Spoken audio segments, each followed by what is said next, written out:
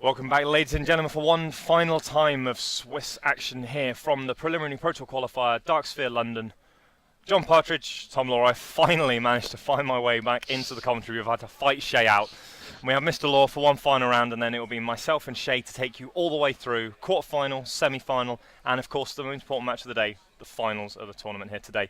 We're going to go straight down to feature match area. This is a bubble match. This is a win and into top 8. In fact, both our main match and the backup match are both winning into top 8. With the number of draws we've had early in the rounds, it hasn't allowed players on the X and 1 record, which is normally the one, to be able to ID in and having to play out X and 1, which normally we don't normally find. But there's 8 odd players, so it's been a bit of a weird day today. Yeah, the format itself is kind of weird. As we mentioned earlier in the stream, the mana bases require a lot of shuffling, so even the relatively fast decks are taking a lot of time to finish their rounds. Okay, so we're going to send it straight down to the feature match area. On our right, we have Quo on Abzan Aggro. On the other side, we have Alex Connor with the innovative blue-black Aristocrats, a deck we saw appear at Pro Tour Battle for Zendikar in the hands of Christian Calcano and his team. He was very impressed with the deck. He did reasonably well at the tournament as well, put him to a very strong record. I believe an X1 or X2 record in constructed standard. I think it was an X2 finish, and it was innovation by Team Toggett, I believe. And it's an interesting deck. So the backstory to this is that they actually built this deck for the previous Pro Tour, but it wasn't particularly successful, and they came back to it and went, wait, we didn't actually lose any cards, so let's see whether it's still good now. And it turns out it's actually not too bad, and it even gains, I think it's Hangerback Walker. Well, it gains Zulaport Cutthroat, which was the important card that it didn't have before. It had Liliana, the Whirler-Rogue, and Hantuko Husk, but it did gain from the new Battle for Zendikar 4 copies of Zulaport Cutthroat. So we see an interesting start for both players. It's an interesting start, yeah. The double Warden hand is not something that you particularly want in an Abzan Aggro deck. But it's not bad against this sort of deck. Quo happy to trade off his 1-1 at the moment, trying to get ahead, see what his opponent wants to do, force him to maybe do it again, and we see a Sultai Emissary as a follow-up. And no white mana yet for Quo, but starting to get his deck online. Yeah, it's the mana bases mean that one moment you don't have the correct lands, next you have the perfect mana. So, however, as we do now know, you can tap it off of black mana as well. You don't need white. I'm just used to playing it in green-white. Yeah. So but you can make it off of 1 and a black, because it's hybrid white-black on its abilities. It's a very odd seeing a Warden being activated off black mana, I'll be honest. It certainly is. When we see the Sultai Emissary bite the dust, a very quick block, and obviously then manifest the token. And obviously, Quo wants to get out fast. He wants to put his opponent under pressure, not allow him to set anything up, because once his opponent's deck starts to set up, it can be really hard to come back from, especially with Zulaport Cutthroat, Nantuko Husk, and Liliana Heretical Healer. And the card that has probably helped the most with the deck, or I've always feared playing against, and it sounds really, is the Sidisi's Faithful. Because you have Liliana, it's a horrible card. The exploit card of choice here is an interesting one. Sidisi's Faithful is one of those cards that you very often didn't even run in your limited decks, but in this deck it's a bit of an all-star because it does a lot of things. It gives you a sacrifice outlet, and it also does a very good job of resetting cards. So cards like Warden, cards like Hangerback Walker, it's excellent at resetting those things. And it kind of like, it's also a Seraphor, I think. So it can block. Yeah. So it can definitely block. It also is very interesting in parts where, in the fact that it sacrifices itself. Yeah. So you can trigger Liliana without needing the Nantuko Husk. Obviously, we see the Nantuko Husk come into play. Obviously, that's the normal way that he sacrifices all of his creatures. And with the Bloodsoaked Champion as well, and obviously we saw with the deck at the Pro Tour, is you can attack with it, sacrifice, replay it with the Raid Trigger, sacrifice, replay it with the Raid Trigger, and you get so many activations with it. And obviously, Nantuko Husk, that's what it needs. Yep. So we see Quo fetching for a Plains. He's already down to 10. This blue-black Aristocrats deck, it's a lot faster than the collected company versions we've been seeing because of Bloodsoaked Champion. It can beat down quite quickly. I mean, at its core, it does run a little bit like a mono-black aggro deck. You have a curve of 1, 2, and 3, and if your opponent's just playing Wardens and pumping them up and leaving themselves exposed, it does put a clock on quite quickly. And it even has the reach because Blood Artist got reprinted. Although it doesn't trigger off your opponent's creatures, so it's not quite as good as Blood Artist. Let's pull up what we're referring to as Blood Artist. It is Zulaport Cutthroat. Yeah, it's so Blood Artist is from about 2 years ago now, I believe. It's from Avacyn Restored, and it's basically the same card as Zulaport Cutthroat. So what Zulaport Cutthroat does is whenever a creature you control dies, each opponent loses 1 life and you gain 1 life. And the key, Blood Artist is essentially the same card with one less power, but it triggers off your opponent's creatures as well. Okay, that is a Siege Rhino. You aren't able to cast that one. We're going to see him in response to the second Zulaport Cutthroat. I imagine probably try and get rid of the original one. Yeah. Don't want double Cutthroat activations. That's very quick. You don't want your opponent to be draining you for 2 rather than 1, when 1 is already quite painful. Yeah. And we see Warden hanging back on defense. Yep. Not wanting to get rumble into the red zone yet. And we do see Quo does have a Siege Rhino in hand, which will be a very good way to pad his life total if he can find his 4th land. Yes. Him being stuck on mana is a bit of an issue here because his opponent's deck is quite cheap, so he's able to swarm around this Warden, even though his creatures are smaller than the Warden. If he has more of them, he doesn't care. And he can trade them off quite happily because he still gets the triggers. Yeah, and obviously things like Bloodsoaked Champion doesn't mind dying because he just replays it with Raid. Exactly. So we'll have to see where he is from here. They're just doing a quick check of life totals, double check where we are. Zulaport Cutthroat does sometimes make it very interesting for dear old Shay on the computer trying to make sure the life totals are correct. But here they are, 17 play 7, Quo at very low life total already, and not quite stabilised either. No. And even if he does get the 4th land for the Siege Rhino, he would still only be on 10. So if Alex draws, say, a Liliana... Oh wow, that's a fantastic draw there as well. That's a good draw, because that now opens a way through for his 2/2s, putting his Quo down to 2. And this is very precarious now, because he has 2 creatures that can die, or 3 creatures that can die, including the Cutthroat, and that is enough to kill him. So down to 2, we see Quo. Unfortunately, that is a Gideon, ally of Zendikar, which... Quo sees the writing on the wall. Yeah. Not able to find the 4th line for Siege Rhino. Siege Rhino there probably actually does a good job of just stabilising the board. It will give him at least an additional couple of turns, but at that point, Alex can draw a lot of things to get around that. Yeah, and the interesting thing, obviously, at that point, Alex was top decking as well.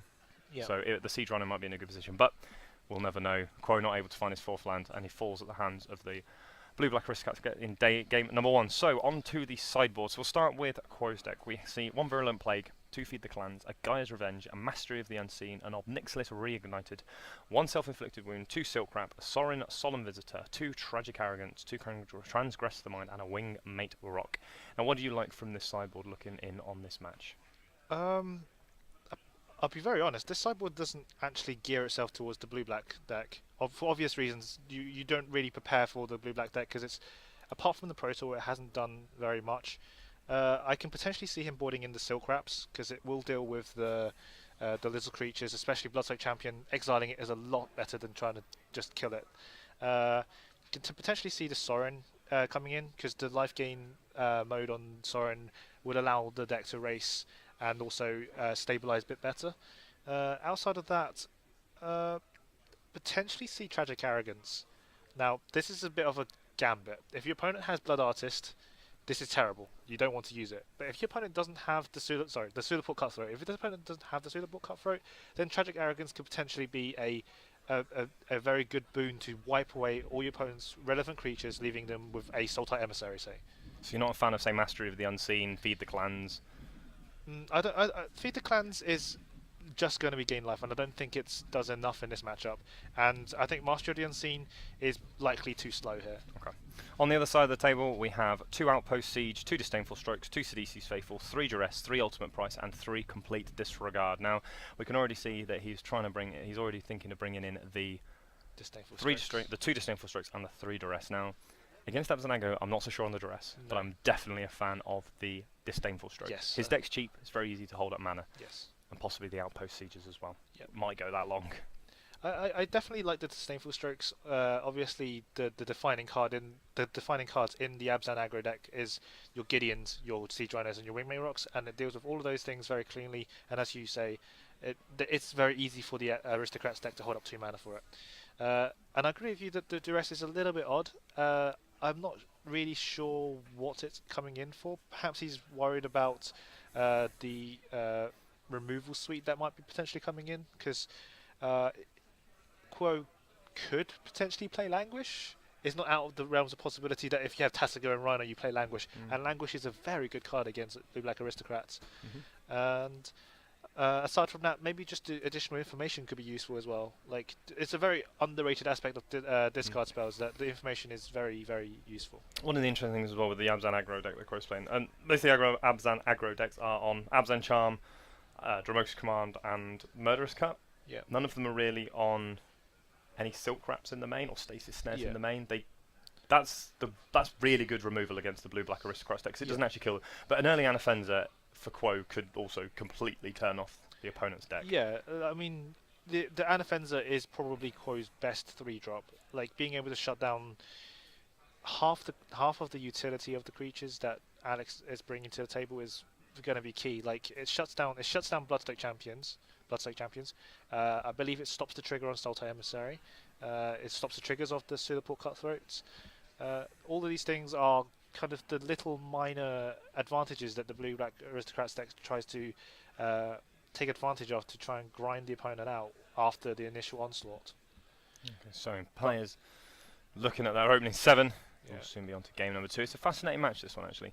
Quite a card or two away from actually stabilising the game, but struggling for lands, and that's also one of the defining factors of this current metagame is without the temples, you do sometimes find that you just don't hit your land drops, which is why you see these mid-range aggro decks going to 25, 26 lands. Yeah, I mean, in fact, the Esper lists now run 27 lands, and that's a lot more than you were seeing in the previous standards.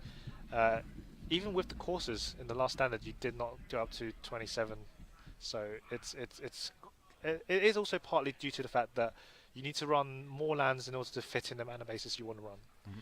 Because if you only run 25, you can't quite fit enough battle lands and basics for it to kind of work. And especially in a 3-colour deck. And one of the other things as well, for some of the decks, losing Theta Wayfinder again is another loss. As the Theta Wayfinder, the innocuous 1-green 1/1 that allowed you to find your extra land drops. You found that the Megamorph decks that revolved around the card were able to play 24 lands and still hit their land drops through both Corsair and that as well. Whereas now you see them running 26 lands and failing to hit the 4th land drop. It's quite a different meta game. So both players are happy with their hands, and I think Quo went to 6. Yeah. So he Mulligan wasn't happy with his hands, so we're going to see Fetch Land versus Battle Land. We can already see 3 Whirler Rogues in Alex's hand, and I'm fairly sure he's happy to see that, especially if he thinks this game's going to go long. He's got to see if he's got enough lands to play. He has a fetch land there, which means he can play either this Hangerback Walker or the Sultai Emissary. Which would you think you should start off with? I think I'd probably lead with the Hangerback. Obviously, Hangerback is going to be wanting to activate itself at some point, and it's just more mana efficient if you do it this way, so that next turn he can play the Emissary, leave 1 open, and then activate the Hangerback Walker. Because I imagine that Quo is not going to let either of those 2 things attack him next turn. So the Hangerback Walker is probably preferable here, just for the mana efficiencies. Okay. So we see Hangerback Walker into play for 1.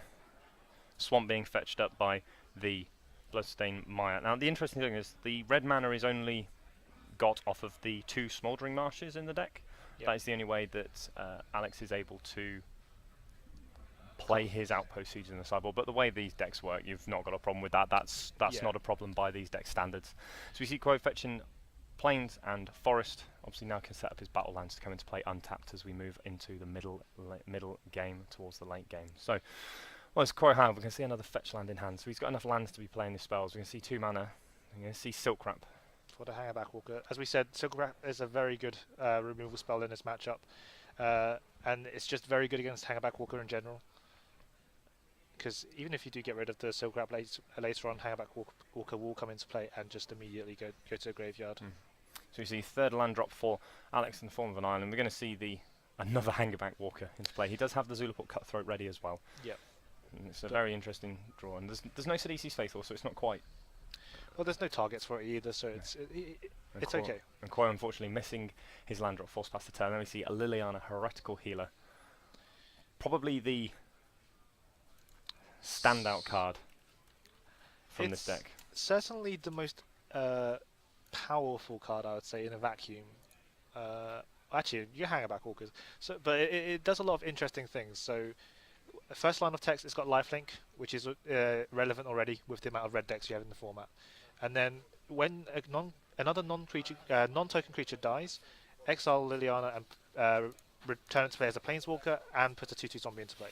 So it brings a body with it as well. Yeah. So what are we saying about Planeswalkers? You want to have a way to defend itself and use for ability. It comes with a blocker, so it can defend itself. And her abilities are +1 each player discards a card, and I believe it's minus X to minus 3, Well, let's minus X. Let's go find. Let's have a go look at the card. find Liliana. Necromantical something. You're gonna have to bear with us while we Yeah. remember exactly what the card is called. Let's go Liliana.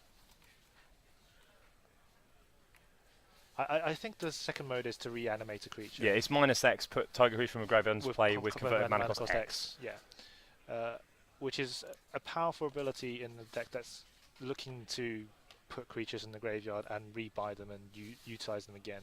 I have to find Necromancer. There we go. So let's.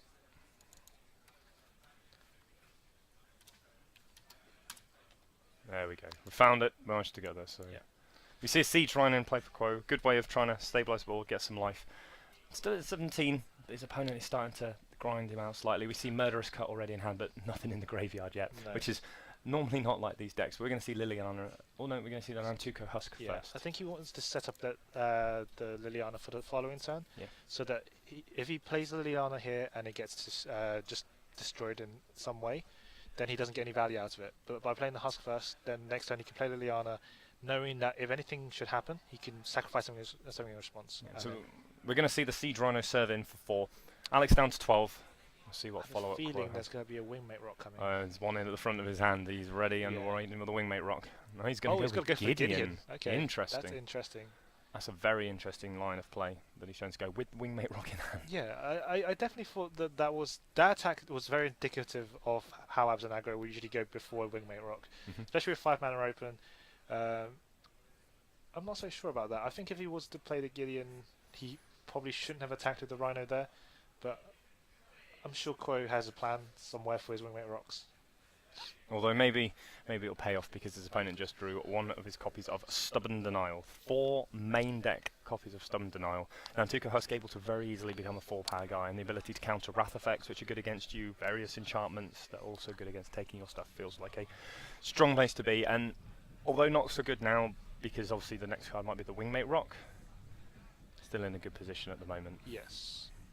A nice one to have in your back burner, just in case you do need to prevent a powerful spell from hurting one of your cards. Yeah, you are essentially playing draft commons and uncommons, so you do need something to protect yourself from the big spells that people bring to the table, like Ugins, for example, is very backbreaking for this deck.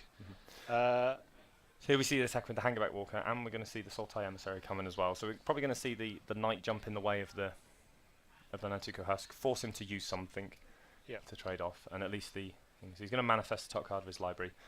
Card into the graveyard, and he's just going to pass the turn. No additional land, and did he attack the Gideon there? Because that was no, apparently must have gone to just straight to Quo, and we're going to see Stubborn Denial in response for that for the Murderous Murderous Cut. Cut. So And it is a 4-power guy as well. Exactly. Although 4 Spike does the same job at that point. Sure. I'm surprised that Alex didn't sacrifice the Hangerback there instead, actually. But I guess he probably wants to get more tokens out of it. And we see Alex with his own copy of Murderous Cut in hand. Very good against Siege Rhino. And also good against Gideon. No. But we shall see what happens. Another land off the top for Quo. So we're actually seeing how Alex is now mana screwed and is just kind of struggling here with his 3 lands compared to Quo's quite plentiful supply of lands there with So 5. Go in with the Siege Rhino. We go That's see fine. Wingmate Take some Rock. damage. Now the question is, does Quo go for Wingmate Rock this time, or does he try and play around the possible counterspell? That's going to be a very interesting question. I mean, that might be the reason why he chose not to play the Wingmate Rock last turn. As afterboard, he's got to respect the Disdainful Strokes, right? Yeah, and we see him going to play a Den Protector instead, able to get back the Murderous Cut instant speed. Use the Phlogistrand to help fuel the Murderous Cut. We'll soon pass back the turn. So Alex playing a little bit around Disdainful Stroke, worried if that's an option. We see finally the 4th land off the top for Alex. Now we can start unloading those Whirler Rogues into play, and Whirler Rogue combination with Nantuko Husk is a bit impressive. Yeah, it's a very good combo because you can get the Husk can't be blocked now. It's not unblockable. Can't be blocked. Can't be blocked, and then you can then pump him with all the tokens that come with the Whirler Rogue itself. So it's very good. I'm actually not sure whether he's got lethal here. Quo can flip the Den Protector to return the Murderous Cut. Yeah, and that's possibly Well, he probably won't have enough land, but enough then he stuff can't in the cast graveyard. it. Yeah, and So the Whirler Rogue comes in with 3 bodies, so that's 6. Then you have the Hangerback, which is 8, which gives you another 2 bodies, which puts you up to 12, and 14, and then the 2 base damage. then So that's 16. Oh. So I wonder whether he's going to go for it here, because Quo's only got 1 card in hand. I guess it could potentially be a Abzan Charm, because the Flooded Strand could fetch for a Sunken Hollow. But we shall have to see if he goes for it. And he has 3 of them in hand as well. Yes. We're going to see Whirler Rogue. A very important part of the blue-red Doctor deck Yeah. that Mike Sigrist took to a finals place at Pro Tour Origins. Thought he won that one, did he not? No, he was Did he beaten not? unfortunately beaten by Joel Larson in his burn deck Oh, right, at the very yes. last.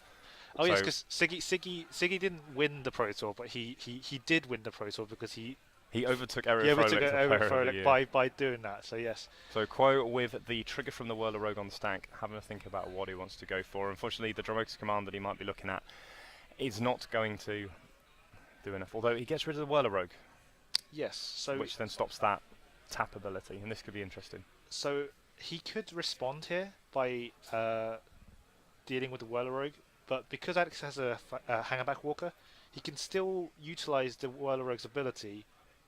Because he can sacrifice first. Before the command resolves. So he's going to. Quo's going to let it resolve. We see Thopters are in. Whirler Rogue. Uncommon from Origins.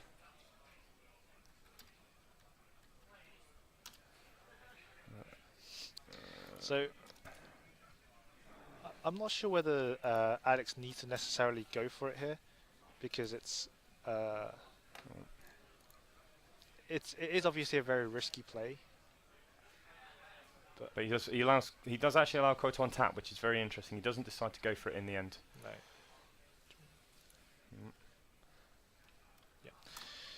There we go. Managed to be able to spell in the end. So we see Whirler Rogue, 2 blue blue, 2/2. When it enters the battlefield, put 2 colourless 1/1 Thopter artifact creature tokens flying onto the battlefield. Tap 2 untapped artifacts you control. So you can do it with your Hangerback Walkers as well as the Thopters made by the Whirler Rogue. Yep. Target creature can't be blocked this turn, and it's quite a good way of just killing your opponent Yeah. in one go. I think Quo end of turn megamorphed his Den Protector and returned not Murderous Cut. So what was the spell he played previously to that? Was it Absent Charm? Yeah. So we Yeah. return the Abzan Charm, which now gives him protection against Nantuko Husk, just killing him. Yes. However, he has also seen that Alex plays Stubborn Denial, so it's not a cut and dry. Definitely be able to get rid of your lethal Nantuko Husk. No, and Husk being a 2/2 base power and toughness, obviously very difficult to deal with an Abzan Charm. Yeah. So Quo has interesting lines here, because even though Alex didn't go for the lethal attack, he has now successfully gummed up the board. Yeah, and he's So- got Thopters which can start attacking now. Yes, and Quo has to be careful here, because he can't really tap low to resolve a Wingmate Rock for fear of kind of leaving himself exposed to the Nantuko Husk attack. So it's very hard for him to develop a board now. But we're going to see him -4, a Gideon, ally of Zendikar, gives him an emblem with creatures you control get +1/+1. And the thing with Gideon is that you're able to use all 3 of his modes in one game sometimes. Yes. The +1 obviously making him a 5/5 human soldier ally creature with indestructible that's still a planeswalker, prevent all damage, so you can exile him, make him sacrifice, but you can't actually do it with direct damage. Nor can you do it with Interim Assuage, you have to do it with Utter End, Crackling Doom, or that ilk of cards. And Yeah. Abzan Charm, obviously the best of the ones to deal with it. 0 him, put a 2/2 White Knight ally creature token onto the battlefield, or -4, you get an emblem with creatures you control get +1/+1. So that is now a 5/6 Siege Rhino. And that's very difficult to block. I And obviously mean, Den Protector as well, now yeah, a 4 power Den Protector, basically now unblockable with the Abzan Charm in hand. yes. So the Rhino here is less impressive than it normally would be, because the Husk is so big. But the Still. real danger here is the Den Protector, because the Den Protector is, as you said, basically unblockable. Only the Husk can block it, but he doesn't want to block with the Husk, because the Husk needs to go and stop the Rhino. So he's definitely getting in some damage here, and if he has another Rhino to follow up, then Alex could potentially be dead. So he's going to sacrifice the Hangerback Walker to the Nantuko Husk. Yep. So that's now a 4-4. Now can get Amzan charmed, and I think Quo's been waiting for this moment. But we're going to see Dramoka's command. Yeah. I think response. he's going to go for the kill here because he can pump the Den Protector for 1, then plus it for... With Abzan charm. Yeah, with the Abzan charm for 3, I believe. So that's now 5. Yep. So Den Protector is 3 once it megamorphs. It has another counter. It has a Gideon. It has going to be 7 points of damage. So And Quo has managed to dig himself out of this game. Quite a turn of events from Alex potentially leafling him the turn before, but electing not to. And dying on the return. Yeah. So Quo levels up the game 1-all on the bank of a very impressive turn of events. Den Protector being able to be flipped up. Good use of the Gideon. I think he'd already worked it out that he was able to get there. Yeah. Especially the Abzan charm being able to make the Husk not able to block. Yeah. The Husk would have been exiled. Yeah. Anyway, so It was. he had a backup plan. Yeah, it was good heads-up play from him to end the turn, return the charm when he could have just returned a murderous cut to just get rid of the Husk. He saw that he could kill his opponent and duly delivered. It's a testament to how powerful Den Protector is that not only does it return a card, she also doubles up as a unblockable creature to kill your opponent. Yeah, which is why we're starting to see. Which is why we've seen a lot of it in the green-red landfall deck, because sometimes you can use that as just an unblockable threat that you can put become immense on and kill your opponent from 9 life from there, because they can't block it because it has that much power. Yeah, and also good of Quo there to allow his opponent to misblock there, I think, because he could have potentially just put a lot of things in front of the Rhino and blocked the Den Protector with the Husk. Having already sacrificed something to make it 4 power. Yes. But I guess Alex probably didn't quite expect Quo to go for the kill there. And also have the Dramoka's command as well. Yeah. I guess he didn't know about the Dramoka's command, so it's fair enough. But he did know about the Abzan charm, and I think actually the Abzan charm was still lethal, because by blocking the Nantuko Husk on the Siege Rhino, if he pumps it, then Quo has the ability to exile it, and Siege Rhino has trample. Yeah. So the Siege Rhino would have done 5, plus the Den Protector, which is 4. Which was 4, yeah. So I think that the way that Alex blocked meant that he was going to die just to the Abzan charm. Yeah. But well played by Quo, managing to decide which line he wanted to take, and took probably the one that was easiest for him to just say, right, let's finish this off and move on to Game 3. This game. winning in. Are we sure this is a winning in? Yeah, we're reasonably sure this is. It's very tight at the top. Yeah. They're both players are 4-1-1, and they both have a chance of going and managing to get into the top 8. So we're going to have a quick look through. Turn those cards the right way up, sir. Don't want those being the wrong way round. Obviously, someone, I think maybe Shay on the down there managed to notice that those cards are the wrong way round. And obviously, whenever you play, you want to make sure all your cards are the right way round. Because just in case, so the reason why you don't want to have your cards the wrong way up is that there is some sort of possibility that could be considered marked cards, because obviously cards being the wrong way up is detectable even when you're not playing them as face up. Because obviously one end of the sleeve is open, one end of the sleeve is together, and a judge will normally rule that it's better to make sometimes depending on how it is, a judge can rule as it is a marked card, and obviously that can turn out to be a game loss, and we don't want that to be avoided. So always make sure when you shuffle up or after you've piled shuffles, make sure all your cards are the right way round. So game number 3 here, the final round of Swiss. Round 7. Close game so far. We've seen both players struggle for lands. The other player able to capitalise.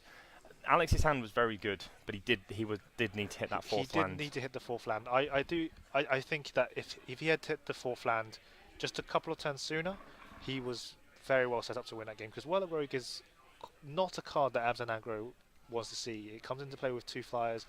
It makes your guys unblockable. It's essentially turning the game into a race when you have the race with a Rhino. And we see both players taking a very quick mulligan. Yeah. It seemed like Alex had a turn 1 Bloodsoak champion, but didn't have anything else to No. do until the Whirler Rogue. It looked like he was missing a bit in the middle. He had the start and he had the finish, but nothing in the middle to do. And we couldn't quite see Koi's hand, but Yeah. obviously both players were like, "Yep, we aren't happy with these. Let's send these back for a fresh set of 6." And mulliganing now in standard is, and to be fair, the other formats as well, but just mulliganing in general now, you can be much more aggressive with your mulligans because you have that free scry. And if you are ever keeping a 7 and you need a few lands and you keep a 1 or 2 lander, just mulligan them now because you're able to get that scry. Yeah, the scry has changed the mulligan dynamic a lot, I think. The frequency in which I see people now mulligan to 6 is a lot higher than it used to be. Just because of, as you say, it feels like it's almost like a free mulligan. The scry is almost half a card. And also without the temples as well. Yeah. And we're playing a lot more fetch lands. See, with the temples meant that you could keep some risky 7s, but they don't exist anymore. No. So Quo's going to put one of those back. Can't have 7. You're not allowed to go 7 to 7. So one of those cards will go back on top. Now open up his opener. We can see some lands. We see a Warden of the first tree. Both. Well, Quo already seems happy. He's already said. Said yes. Even his opponent. He's got lands and he's got creatures. I think he's happy. But I think Alex isn't happy. I think he only had 1 land and a bunch of 3 and 4 casting cost spells there. So he ships it back for 5. Not ideal being on the play as well because he's going to be 1 card down already. Yeah. Do you think the as it's referred to as the Vancouver Mulligan rule, do you think it was a good thing? As a player, I think it's great, and I think it opens up games to be less decided by the mulligans. Okay. So one of the most frustrating things, as you and everyone else that plays Magic knows, is when you have to mulligan hands like the one that Alex just saw there. You have no choice. It's 1 land, all these spells that I can't cast unless I draw a couple more lands, and the scry rule doesn't dig you out of it, but it gives you a better chance to dig yourself out of it. So I definitely think it's a good thing, and I like that Wizards do these things to innovate ways to make the player experience better. Except for the printing of certain cards, like fetch lands. Wow. To be fair, the fetch lands, the reprinting of fetch lands was kind of something that was pressured into. Yeah, they had to do it. They had to try and get the fetch lands into modern, make it a bit more accessible for the new players. And like, if they didn't do it, they would be slated. Now they've done it, people are like, "Oh, you made the standard format really slow." So they can't win. So, what was the card you were referring to then that you? Pardon? What was the thing? What were you referring to about the play experience that you weren't? I think that some of the cards recently, there was a lot of talk about Jace being a bit too good in standard. I personally think that that's just a knee-jerk reaction to the price, as opposed to how good the actual card is. Don't get me wrong, the card is fantastic, but I think if it was a $20 card, less people will complain about it. Yeah, and that's one of the interesting things is that it's so much more powerful than any of the other flip planeswalkers. In a vacuum. Yes. And this is very good in the green decks.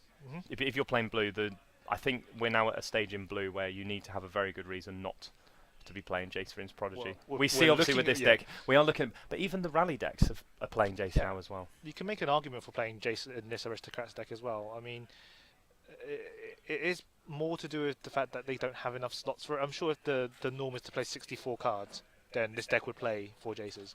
But as it is, I think it's just a matter of keeping the list tight so they don't play Jace. So we see turn 1 Warden into turn 2 Salt Emissary. A good start here for Quo. He's just going to pass the turn back.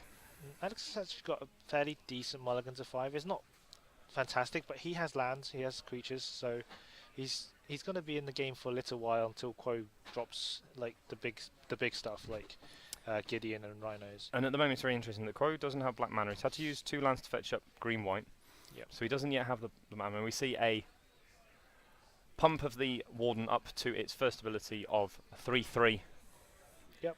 We see a Blood-Soaked Champion on Alex's side of the table. So Quo's going to serve in for 3. Alex is going to take the damage. Obviously, Blood-Soaked Champion can't block. It might be a 1 mana 2/1, but it has a downside of not being able to block. It is got the Gravecrawler syndrome. And we see Zulaport Cutthroat, the draw for Alex. And we see another land number 4, Cutthroat in hand, and what looks like maybe a Murderous Cut as well. Yeah. So this is actually a very good 5 from Alex. He's played the spell every turn, which is what his deck wants to do, and he's hit his land drops. So now all he wants to do is keep drawing spells, preferably the Whirler Rogues and the Husks or Lilianas, probably in that order.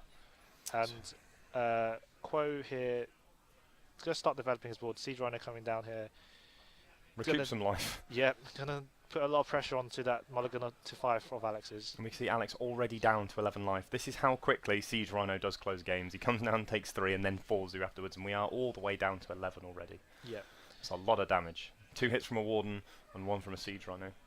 I mean, if this is the normal abs and aggro draw, and Quo follows up a Wingmate Rock, then it could be the match here for Quo. Yeah, and on a mulligan to 5, Quo is probably going to play around to a lesser extent to Disdainful Stroke, because he's probably got more cards that he can just jam, and we see, unfortunately, Disdainful Stroke a turn too late for Alex, and not any good attacks at the moment. Although he could use it for the Wingmate Rock, which potentially is coming. But he does have one very important card in his hand. He does have a copy of Murderous Cut. Yes, so he can get rid of the Rhino. If Quo doesn't play anything, they need to stroke. He can Murderous Cut the Rhino, and then. But I think he has to hold off until he can use the Disdainful Stroke. Yes, but I think he's gonna go and main phase this Murderous Cut because he's just cracked his 2 fetches. Maybe he's trying to get through the Rhino right now. I'm not sure I agree with this play. This seems like the kind of play you'd make if you're very far ahead and you just want to close the game out. But I think when you've mulliganed to 5, you just want to sit back and try and soak it up a little bit. So it's interesting to see whether he is actually just going to Murderous Cut this Rhino main phase. It feels much better to take the 4, get the free block with the Sultai Emissary, gain a life, make Quo lose a life from the Warden. If Quo then pumps it in response to the pumping of the Warden, you can then Murderous Cut the Siege Rhino. Yes. Gives you a few more options, and because at the moment you can't use that. And if he wants to exchange the Sultai Emissary, which I don't think he wants to yet, I think he wants to hold that back, and I don't like the attack at the moment. Well, if he attacks here, what he could do is that he could then have mana for cut and stroke. It does mean he has to exile that Bloodstoke champion. We're going to see him serving with both. And Quo's going to take the chance to block. Yep. Quo's going to lose 2. Alex is going to gain 1. Yep, and he does get the 3rd card in the bin for the Murderous Cut, so he does now have mana for both stroke and the Murderous Cut. But he's going to pass the turn.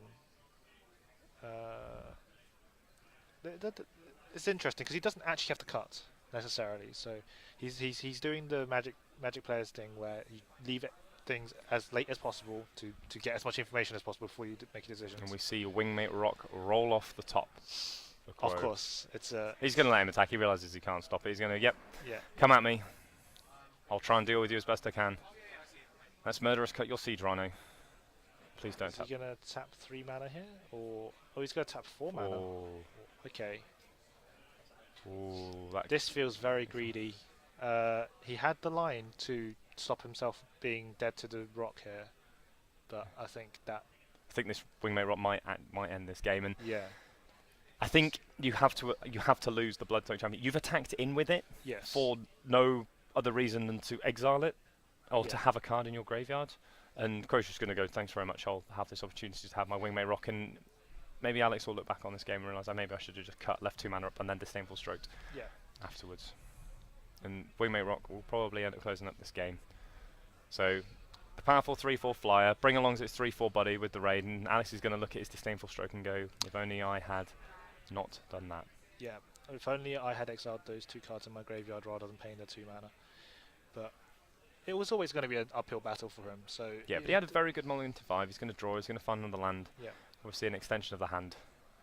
Well, he's going to try and see what the manifest is first. I guess. No. Yeah, no. He doesn't even get that pleasure to manifest stuff out of his library. Quick untap for Quo. I think we'll just see him turn his guys sideways. Only the guys in the air. You don't want to give your opponent any life. He can also have his guy. Oh, he has a Siege Rhino as well. So in game 2, Alex is going to go, yep, thanks very much, and pass it on. And that's the game. Is he going to show Quo's Disdainful Stroke that he had in hand? Not quite. But I think Alex realizes that he, by his body language, I think he realizes that he made a play error there, but he was always going to be up against it. He had to stroke the Wingmate Rock there, and then he would have to draw probably a Whirler Rogue into Nantuko Husk into Liliana.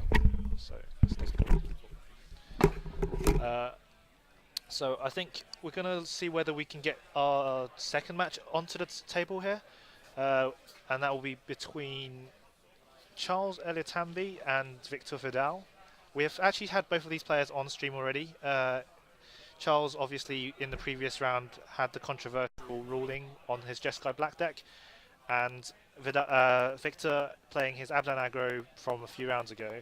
I think this is another winning in, I believe, and both players are on 13 points, I think, or potentially 12 points. I'm not too sure, but we'll get that checked for you, and we're just trying to get the stream on for you, and we're checking whether they're still playing actually. So going back to that last match with the disdainful stroke play there, leaving the Bloodstoke champion in the graveyard, was that I think potentially what Alex was trying to do was he wanted to keep the Bloodstoke champion in the graveyard so that if he drew a sack outlet, he would have fodder for it. Yeah, and it was one of those unfortunate games that he just wasn't able to quite get there. And I've just been out there. He hasn't been playing very long. It's quite new to the game, still only about 3 or 4 months. And he actually went through the thought process of, I can do this and then tap 4 mana and didn't hold up the disdainful stroke. But he's played very well to get to 4-2-1, especially one who hasn't been playing very long. But the backup match at the moment is still going. It's 1-1 between Charles Eliatamby and Victor Vidal. We see Tasigur in play. We see Saltfire Grandmaster. We see Charles being stuck a little bit on lands, and we're going to see another Mantis Rider into play. Wow. Victor all the way down to 4 with, well, quite a good board and 3 cards in hand. The Fiery Impulse could possibly do a bit of work, but it's the Anna Fenza the foremost. That card just doesn't seem to want to go away. No, I think Charles is probably okay here just because of the Soulfire Grandmaster. So the Soulfire giving his Fiery Impulse lifelink is probably going to be able to let him stay alive for this turn. And that's one of the interesting things that people forget. It does give lifelink to all of your spells, so this 3 damage could be crucial because if Victor doesn't attack with his Shambling Vent, Charles can probably survive this turn. Yeah, well, he is at 5. Even if he attacks the Shambling Vent, because the Soulfire Grandmaster has lifelink herself, so that's 5 points of life that he has there as disposal, which means that he can then only needs to chump with one of his creatures, not two. All of them. Yeah. So he can keep the 2 Mantis Riders back and just block the larger creature, which I think is going to be the Tasigur here. Yeah, so the Tasigur will go up. So Tasigur will go to be a 5/6, and the Anafenza will go to be a 5/5. And gaining 5 life effectively means that he won't be dead to that. But we're going to see him fire up the Shambling Vent. Probably the correct play at this point, rather than trying to be clever with his spells. Yeah, I think actually he's going to put the counter on a Shambling Vent because it's extra life there. When you're on 4, that's quite important. The thing with this attack means that Charles is probably he doesn't have to block with the Mantis Riders. Mantis Riders because because the Tasigur and the Vent only do a combined 8 damage here, and he's going to gain 5. The interesting thing Victor has is right now he is still dead to any 2 damage spell from Charles. Yes. We're going to see that play made. We're going to Impulse gain 2. It's gain 2. Because it doesn't have Spell Mastery. No, it doesn't. Okay. So he goes to 7, 8, 9, takes 4, 8, goes to 1. 1. Wow. Okay. Victor goes to 8. Does Charles have a 2 damage spell? Well, we'll soon find out. Windswept Heath players. We are at 8 and 1. Charles, what can you draw? Are you still the luckiest man in Magic? We see Dig Through Time. Well, that's a good draw. That's a pretty good one to start with that many cards in your graveyard. So, what does he have in his deck that he can draw right now? Well, we've got at the moment he's probably still going to have all of the copies of his Crackling Dooms. He can't cast that though. He doesn't have the mana for it. No, he doesn't. So he's had to tap 3. So he's going to do a quick check. Does he? I know he. So it looks like we're just going to do some strict thing. It looks like he had to pay all of his mana. I thought I saw he had 6 cards in his graveyard. Maybe he's digging to Wild Slash right now. Does he have any Wild Slashes? We don't actually. Don't. Charles' deck think has. So. It has 3 Fiery Impulses, but no Wild Slashes in the entirety of the 75. So he is only looking for. He's looking at his 7. Doesn't seem like a man. There's a J still in hand. I mean, he's not gone yet. Of course, you're going to show up this hand of almost lands and Crackling Doom. That is quite the dig for 7 lands there. There is a Crackling Doom in there, but he cannot cast. So the players are obviously going to have a chat about who is the best positions, possibly to make top 8. This discussion they might be having, because obviously they're different in the standings. We'll have a quick look at the standings to the side of our screen. Charles was lower in the standings than Victor. So what he might be saying is, do you want to draw? You've got better tiebreakers, you're more likely to make it. Do you want to take the draw and try and get us both in? I don't think that works. If you pull up the standings again, I think they're both on 4-1 and 1. Yeah, but Victor's in 4th place. Okay, so they're both on 15 points. So yeah, they were both Charles on 15. is now saying, and we know that Alex lost to Quo. Yeah. We don't know how Alistair and alright, but I reckon if he says, right, it depends on this Miguel versus Federico. Charles is the one who's going to drop. Sure. Victor's very unlikely to fall out of top 8 even with a draw. So we'll go and quickly find out. We might be able to see as they write it down. Yeah. Thank you for the person putting in front of us. Let's see what they write down. We have a. Looks like they are going to ID. It looks like he's just written ID on the side of the paper there. Yeah, so we see an intentional draw there. So 0-0-3, which means that they both go to 16 points. I think Charles realised he wanted to play to try and get there, but he realised, right, it depends, because they might have also heard a result from the Federico game, the 12 and the 13, and if the 12 beat the 13, these guys can ID both into the top 8. Well, I'm assuming these two guys are good friends, because Victor had the win on the table there, so he didn't actually need to accept the ID.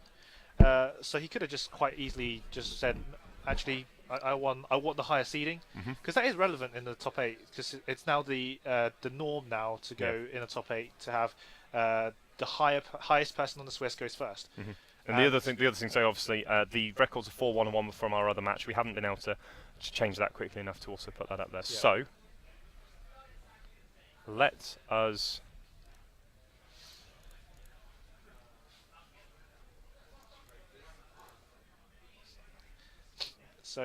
So these two players have ID'd, and we're gonna have a look. We'll make it nice and easy. We'll run back to the booth. John Partridge, Tom Law. That concludes round 7 of Swiss coverage here from the standard preliminary protocol from Darkshire in London. We will be bringing you the full top 8, quarter-final, semi-final and final. We're going to run them all simultaneously. It's 6:30 in the evening. Some of us have got some ways to go. You're going to be stepping out. Shay will be joining me for the top 8. Thank you very much, Tom. It's been a pleasure to have you in the booth. Thank you very much. Hopefully we'll have you in here again. So on behalf of myself, John Partridge, Tom Law, we're going to sign off from the Swiss, and when you join us next time, we will be bringing you live coverage of the quarter-finals of the preliminary qualifier here from Darkshire in London. Thank you very much for watching, and hopefully you will join us for the top 8.